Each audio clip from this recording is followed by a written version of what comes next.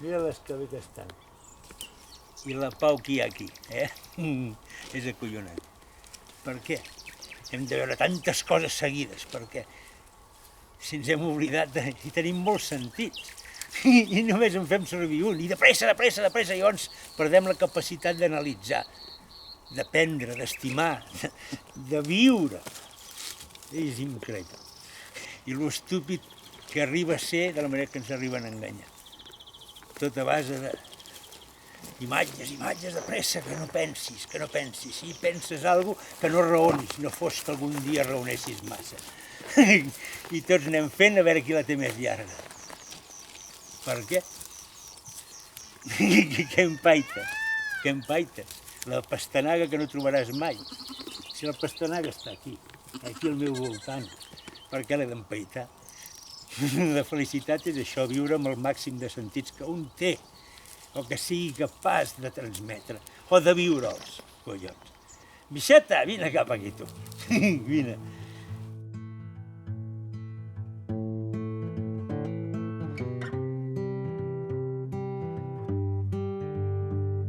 Hola, sóc en Jaume del projecte NUS. Per fer-vos un repàs ràpid sobre la meva vida, als 8 o 9 anys no volia anar a l'escola, ja que les nenes de la meva edat em picaven i se'n reien de mi, se'n reien del meu cap, que el tinc grandet. Em deien que si em fessin un barret de palla, els burros haurien de menjar xocolata. I de les meves orelles, que també deien que semblava un cotxe amb les portes obertes, sense deixar de banda que també es burlaven del meu cognom, que deien que és nom de menjar d'ocell. Així almenys serviràs per alguna cosa, em deien. El mestre em deia que era l'alumne més tonto que havia tingut mai i que no sabria fer una sopa de ajo, que es fa amb aigua, pan i ajo. Encara sembla que l'escolti. De català no n'he fet ni una hora en la meva vida. El meu pare era granger. Casa meva estava a les afores del poble i és allà on vaig descobrir la meva passió pels animals. Allà vaig aprendre que si els cuides i els dones de menjar et vindran a saludar i si no, passaran de tu.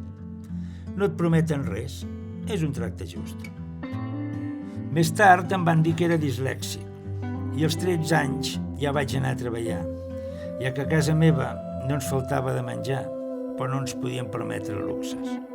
Als 18 vaig tornar a estudiar per la necessitat d'aprendre alguna més i tindre el certificat d'estudis primaris.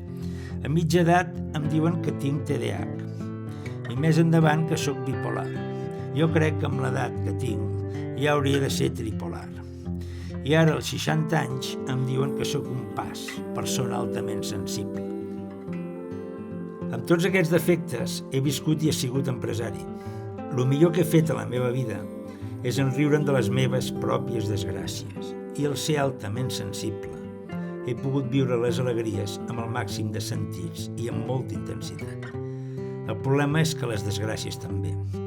I quan les explico, acabo rient. Això vol dir que m'afecten molt. He optat a aquest sistema d'autodefensa per seguir caminant. En algun moment de la vida, quan tot se't gira i creus que toques fons, aprens a estar sol i a trobar el que realment et motiva.